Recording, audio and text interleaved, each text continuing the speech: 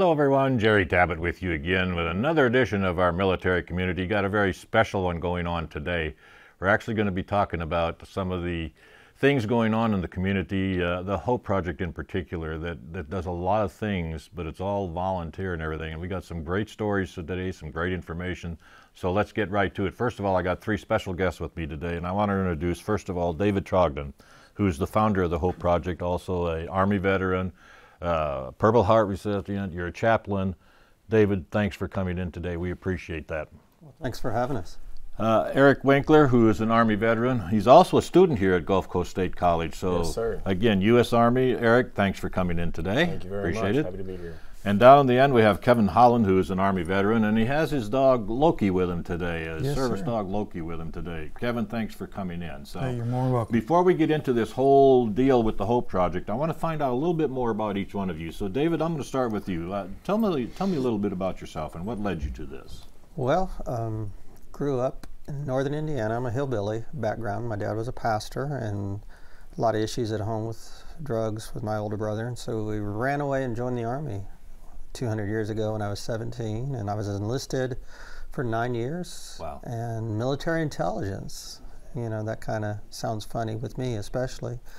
And then I left the Army and went to Bible college, went into the pastorate seminary, and came back in 2000 as an Army chaplain. And while I was in the Army, I deployed multiple times, spent over 3 years in Iraq and Afghanistan, and was later, after 25 years active duty, was medically retired, med-boarded. And that led me to Florida, where we started the Hope Project.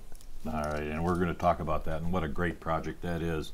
Eric, tell me a little bit about yourself. Well, I didn't quite serve as long as David did. Unfortunately, I think he served longer than I'm alive. But I joined the Army out of college. I was initially going to join the Marines, but they messed up my paperwork and tried to ship me out before I graduated high school. Oh, my wow. mom would not sign the papers, and so I finished high school, decided college was my next option, and college was not my next option. So I dropped out and joined the Army. I spent 3 years at Fort Bragg in North Carolina, and ended up kind of bouncing all around the South. After the Army, I lived in Tennessee, Mississippi, and now Florida.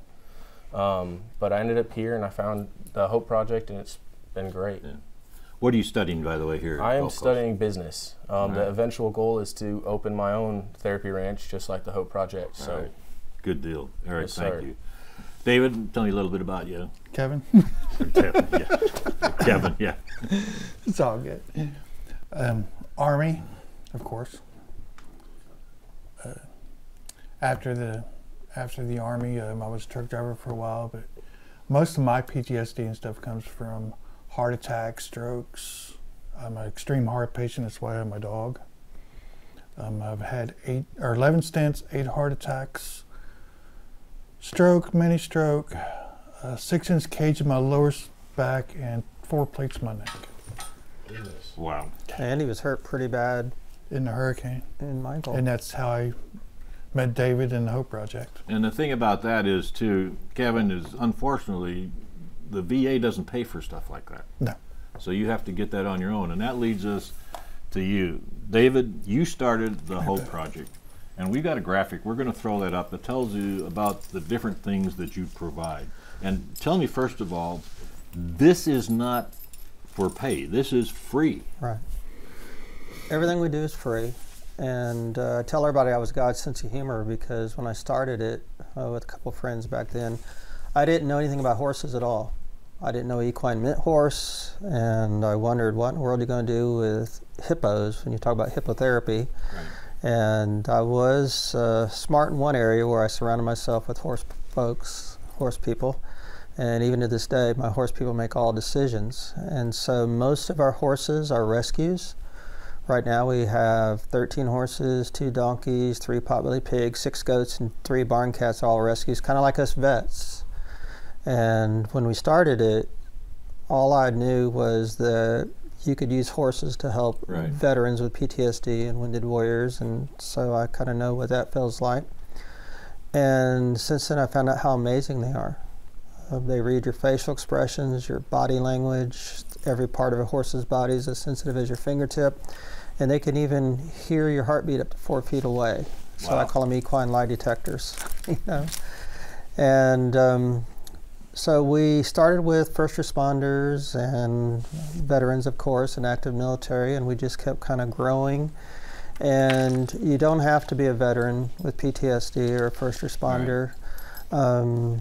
We don't turn anyone away who needs help, but the vast, vast majority of those we work with are primarily veterans and their families. Right. And it's an amazing thing because actually the equine therapy is very powerful, and the way it works is we'll work with someone with an issue, and we will give them a task to do involving the horses. Most of it's on the ground. Could be taking the horses through an obstacle course or something like that. And speaking of this equine therapy, Eric, let me jump to you. What does this actually do for you? I know I'm an old farm boy myself. I grew up on the farm and I grew around animals, and I know how calming they can be. What are these animals doing for you? Well, I also grew up in a ranching kind of family, ranching community. So I've been on the back of a horse my whole life. And I've always found, especially when I kind of got to college and I worked as a cowboy as I pretended to go to school the first time around, and I found that it was the only place that I really it was quiet. You know, I had to be quiet for the horse to know and not freak out, and I had to put my trust on this horse to not freak out. And so it is something that allows me to kind of have perspective. I have to be able to trust the horse, I have to trust myself, and the horse has to be able to trust me. And so it's a big deal in terms of forcing my PTSD and my anxiety to kind of subside, because I know that there's somebody else that I have responsibility for. You know, this is amazing to hear some of these things. Keven, not only do you have your service dog there, but you also have the horses. What does this do for you? How does it, I know you mentioned you have a lot of PTSD problems and things of this nature. How does this help you cope with everyday life? Because sometimes, I mean, it can be overwhelming. Extremely overwhelming. Horses, get around them, they calm you down. You could talk to them. You don't have to worry about them telling people, as we like to say, except for the donkeys, they'll tell everybody. But it really does, and they're so emotional. They're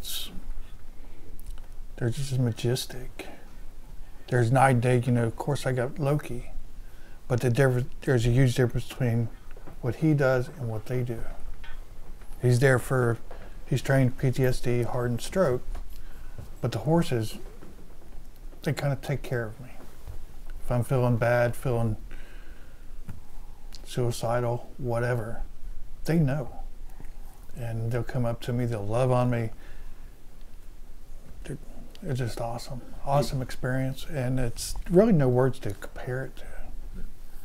David, how does that, we heard these two gentlemen's stories right now. How does that make you feel to see these animals responding to these people and them responding back? What does that do for you? It's a huge blessing, because the horses do it for me too. The horses know your emotions, so if I'm struggling with my own issues, my own PTSD, or even thoughts of suicide, it's interesting because my equine specialist, we do therapy as a team, and sometimes the horses will react more to me than they will to the client or the person we're working with, and so she'll say, okay, Chappie, what's going on?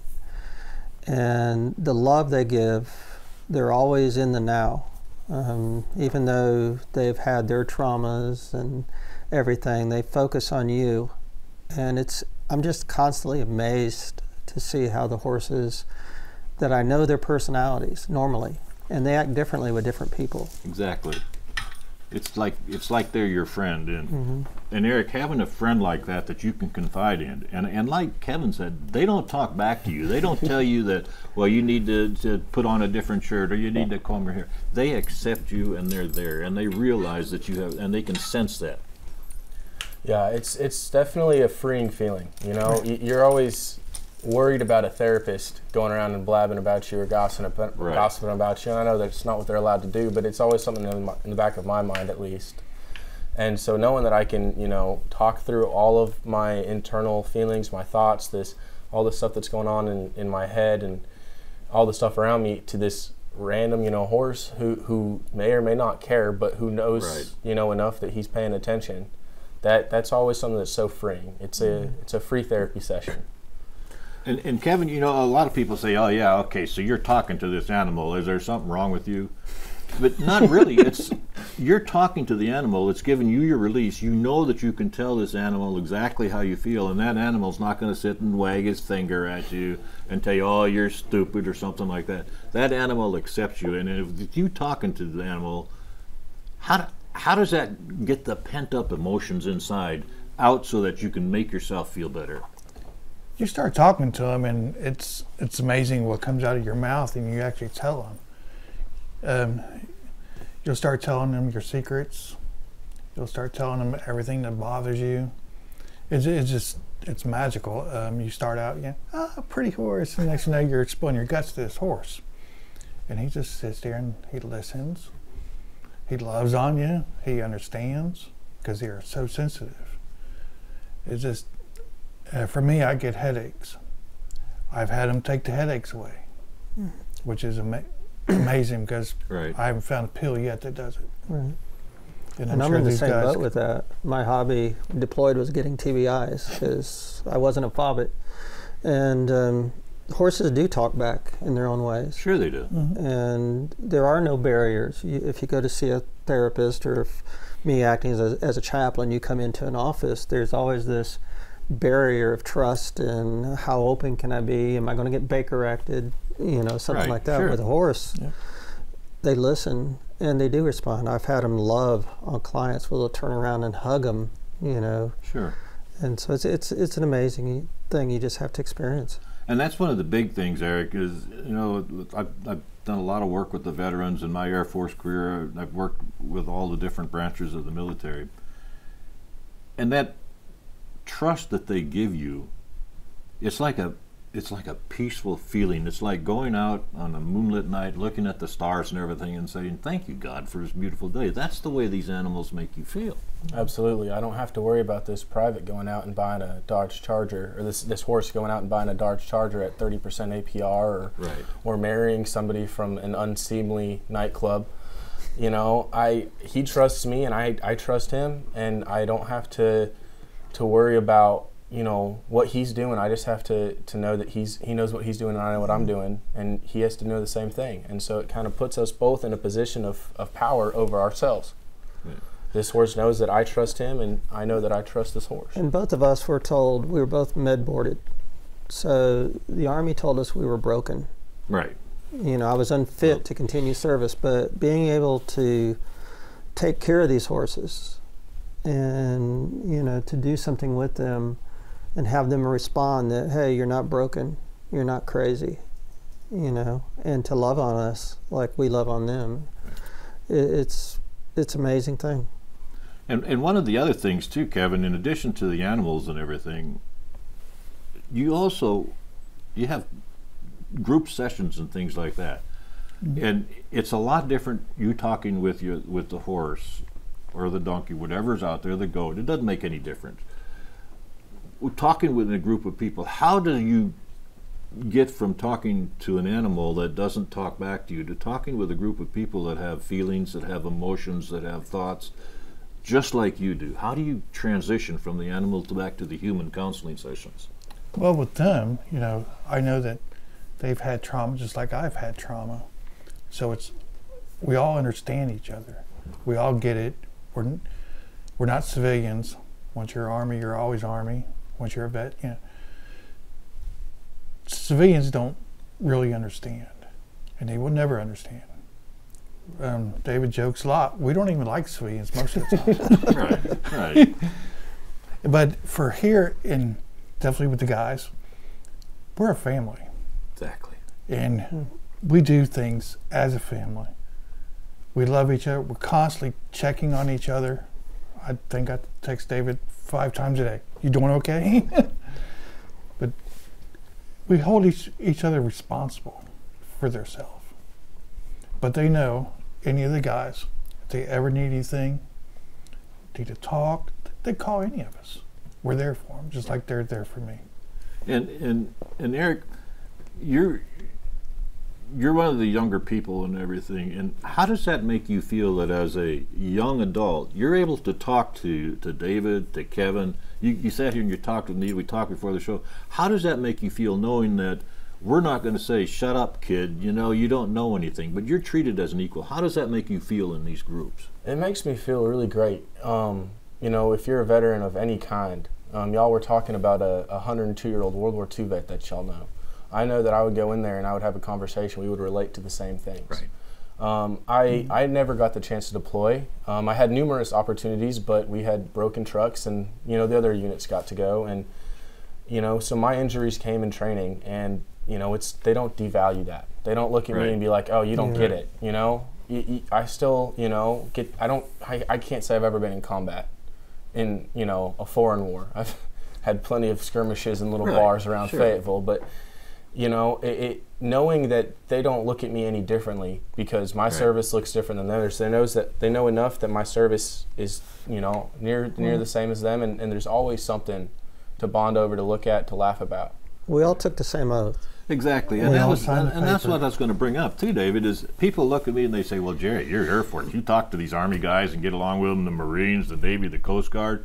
How can you do that? You're different. I said, no. I said, we may all wear a different colored uniform, but I said, if you line every one of us from the branch of service up, line us up and cut our wrists, what color we bleed? Red. I said, there you have it. So it doesn't make any difference, but veterans tend to, you can have a group of 100 people out there, and you could have 10 veterans, and I'll guarantee you within an hour those 10 veterans are talking to one another because you can sense that. You have that brotherhood. Absolutely. You know that you can sense that. But, you know, you're a chaplain also, and faith is very important. How do you go through with your chaplain counseling services, David, when you have people like Eric and Kevin that may be very bitter and say, the good Lord just doesn't take care of me. I mean, everybody's against me. How do you get that, go over that hump and come down the other side?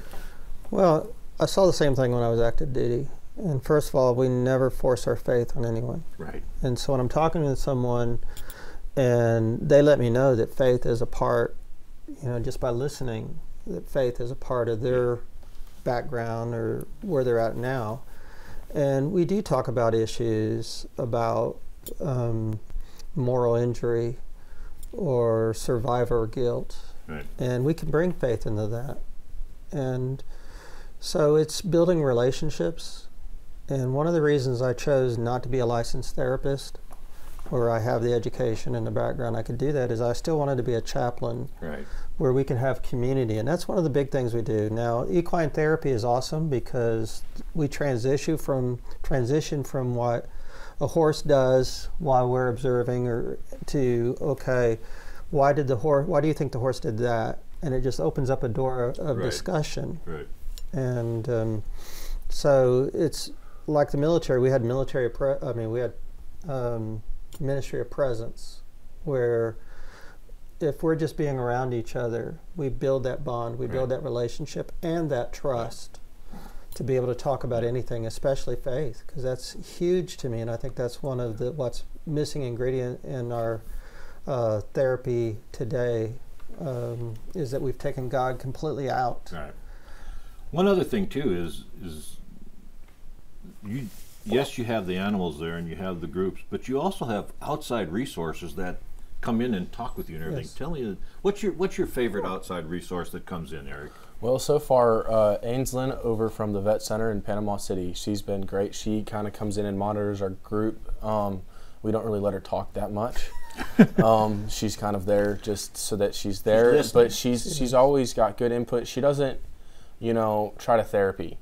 And I think that being in a group of vets, in a group setting, you know, having someone try to lead a discussion when we can just talk about whatever and go through that, and she's just kind of adding input, adding little directions, I mean, it really makes it so that I don't feel like I'm, doing therapy, because therapy has never been something that's easy. I've never really felt I can trust these guys. I don't know, if I can trust the person behind the desk, and she never acts like that. Right. Absolutely. Kevin, what's your favorite? The different resources, I mean, PTSD, grief, family addictions, whatever. What's your favorite that is provided out there for you? We work a lot, real close with Journey Pure, which is drug rehab. And most of those people, a lot of them come there, and they're vets. Because, vets get PTSD, they start drinking, doing drugs. That's one of my favorite. I love working with them. They come out usually every Friday and stay a couple hours with us and eat lunch and play with the horses and talk to us, and it's great. David, I know you got a whole list in your mind. Let's just go over some of the resources that are available out there. I know Matt Standish from the Vet Center. Yes. Matt's a great guy. He comes out and talks to you. We work with the Vet Center very closely, and we love the Vet Center. And we refer back and forth. Same thing, I work with the VA, and the VA Behavioral Health will send us, some of their clients, and we'll work with them. Or, anytime I'm talking to someone and I see that, they may need the VA or they may need the Vet Center. So that's huge. But also, we work very closely with all the veteran organizations. Right. I'm probably a member of every organization in Bay County and several in Washington County now. And, those are all types of support groups where, veterans and families are doing things together. And I think that's huge, because the danger is a veteran that isolates or feels like they're all alone. Yes. And that's where you get into trouble. Or, one of my pet peeves are churches or people who meet someone like us and say, okay, I know you're struggling, go talk to the VA. Well, let's I'm right here. Can I talk to you? Yeah, let's build a community Right. where we're not just on our own. Right. There's all kinds of group outings that you do too. Kevin, what's some of the group outings that you like to go on? I love going down to Tyndall. We work close with Tyndall and their EF&P program, and love it. The kids come out, they just smile, and they're loving it. We'll bring our mini horse dolly down there and let them paint on it and dip their hands in paint. It's so fun and rewarding. And I can tell, David, I know that makes you feel good to see that smile on his face. It does. And we have groups that are coming to Hope. Sure. And we've had Tyndall again. Yeah. They're in senior leaders course. Their NCO Academy come out. We'll do competition between them with the horses and team building. And we even do suicide prevention training using the horses. Eric, when you go out, again, not to pick on you, but being one of the younger members that are with Hope and everything, they actually listen to you, don't they? Yeah, a little bit. A little bit. Not a lot, but a little bit. But you can relate to them, too. Yeah. I would call myself the low man, but it doesn't feel like I'm the low man. I don't feel like the new guy. I feel like I fit in. I've got my puzzle piece has a spot in their puzzle, and being able to have that. I live by myself in Bay County. My nearest family member is over 1,000 miles away. Wow. And having this makes it's a whole different thing. I struggled for a while, being by myself, and I found this, and being able to come here and slot right in and not skip a beat. They're like, all right, well, you're going to do this. David likes to joke that, within 3 weeks I'd be making half of his pay. No, he doesn't. Twice. Twice your pay. Excuse me. 2 times 0 is what? But see, that's the thing, and you made a statement where you said, Eric, my family's over 1,000 miles away. You got exactly right here, and that's the thing right there. We're going to run out of time before we get all this in, but David, I want to talk to you a little bit too about you of course need help. You need donations, and they can go to the website, the Hope Project, and they can get the information. But what are some volunteer opportunities where people can come and help you? What do you need and things of that nature? We need everything. And so with volunteers, it depends on what they want to do, what they're able to do. Like if you don't have a background with horses, you're not going to be in there with the horses. Right. You know, and that's something you may grow into. And, you know, our barn manager, our horse people, if someone like Eric, he did rodeo, okay? But before he could be out with the horses, he had to kind of pass inspection with our horse people to make sure, because sometimes somebody say, well, I'm a horse person, and they don't know how to put a halter on. But, you know, what are you able to do? What do you want to do? And with a 20-acre ranch with that many animals and this many outings, and we stay so busy, we reach anywhere between 300 to 500 a month. There are plenty of things to do. And so we love volunteers, and you mentioned fundraising. None of us take a salary, so everything goes right into taking care of those animals and taking care of our vets. Before we run out of time here, David, we have one more graphic I want to put up there. It's called, it's the Hope Project Weekly Equine Therapy. Tell us about that, please. That's important. Yes. This is something we wanted to do for a long time. We had been doing veteran equine therapy for years. And primarily it was individuals and a few small groups, but this is a partnership with the vet center. And this is growing since we've started, and we may have 10 or more vets that come every Monday afternoon at 1600, and we're seeing amazing results. And so the vet center is plugging in veterans. We're plugging in veterans because you called me the morning. I did. Looking for equine therapy, and I said, "Hey, we've got this." Right. And he jumped right in. And you ordered me to be there. Well, I did. I was a lieutenant colonel. He was like an he pulled rank. Yeah. But that's the thing. There is, and that's why it's so appropriately named the Hope Project. There's hope out there for people. We're starting to get close to the time limit here, but before we do go, I want to give each of you a chance for some closing remarks. Kevin, what would you like to say about this whole thing that we talked about today, the Hope Project, whatever? My biggest thing is a 22 a day, which is now they say it's 44 a day. Yes. That is terrible. That is inexcusable in my books.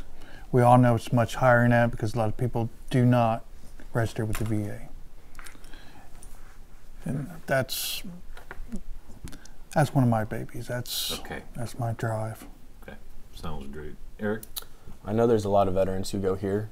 I've met them, I find them, they find me. And you know, even if everybody's got some form of trauma, whether or not it's full-on PTSD, you know, and a lot of it is service related. A lot of it is, you know, I have to keep I obviously don't have this one, but you know, OCD with your hair, you know, with your appearance. I let that go as soon as I got out. But, you know, it's a place for someone who served to find people who are like-minded, you know, someone who knows what they're going through, what they're thinking about. And I know, like David said, you know, civilians don't usually get that. You know, a lot of them, you know, a lot of kids at this school wouldn't be able to relate to a lot of the things that I've seen, a lot of things that I've gone through. And being able to find that and find, you know, something that's, it's not official. You know, you don't have to be there. Right. You know, you're not ordered to be there, but it's something that you can enjoy. Right. Yeah. David, we got about a minute and a half. We'll let you close it out here, finish it up. Well, you know, Kevin mentioned the suicide. The reason we do what we do, and all the time, I mean, I'm retired. You know, I don't have to do this. But there are somewhere between 22 to 44 vets and their families. We also minister to their families. Yeah. And my faith says where there's God, there's always hope. And I know that the number one symptom of someone who may be suicidal is that hopelessness. Yeah. And so that's what we're about, is sharing the hope and reaching as many as we can. David, Eric, Kevin, thank you so much for coming in today. I appreciate it. Thank you very much. Unfortunately, we're about to run out of time here. We got like a minute to go, but I just want to say, don't ever give up hope. There's always someone out there or something out there that can help you. And the Hope Project up in Fountain, go online to the hopeprojectinc.org and check that out. There's hope no matter where you're at. And the good thing about it, this is not just for military. This is for first responders, their families, abused children, abused victims, special needs, all of this. But above all, remember that there is somebody out there. And as we get into this holiday season now, people start to lose a lot of this feeling. They start to feel alone, but don't do that. Reach out to someone that is there for you, that will not turn you down. The Hope Project. Thank them very much for their work. That'll do it for today's edition of our Military Community. I'm Jerry Tabatt. We'll see you again next week. Have a great week, everyone.